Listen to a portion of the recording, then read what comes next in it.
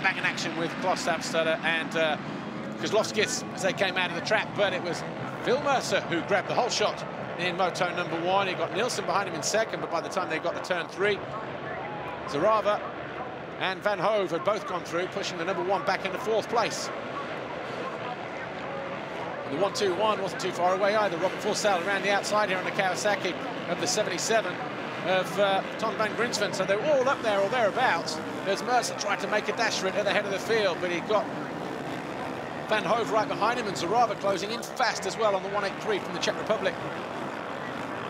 At that stage, Mats Nielsen was just being gapped a little bit. Both the leaders made a mistake coming through the final waves on the run to the finish line. Mercer held it just and tried to regain the lead at the end of the straight, but Van Hove was just too good on the brakes.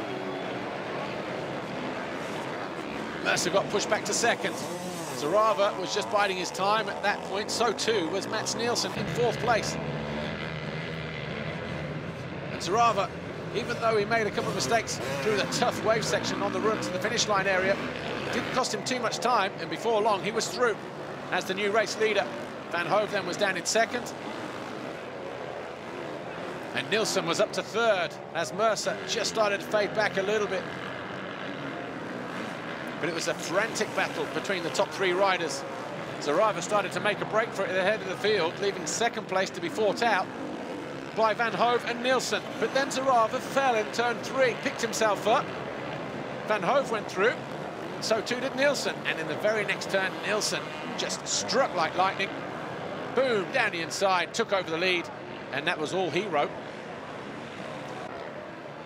And on the final lap, it was Mats Nielsen, a tired, weary Mats Nielsen, who crossed the line to take victory in moto number 1. Van Grinsven got 2nd on the final lap. Van Hove was 3rd, Forsell, Langenberg, Zarava, your top 6.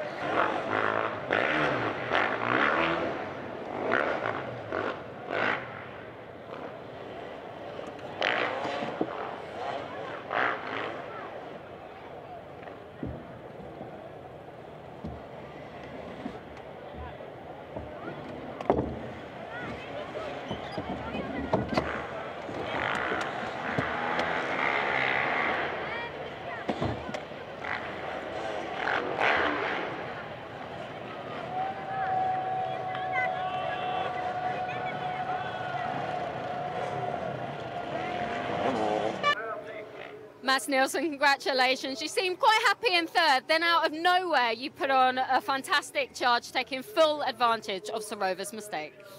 I passed one guy and Martin was crashing, so yeah, I want to wait a little bit to see what's happening and then try to drive my race, but it's very, very difficult and very, very hard track, so it's very deep. Yeah. So, well, good luck for tomorrow. Thank you.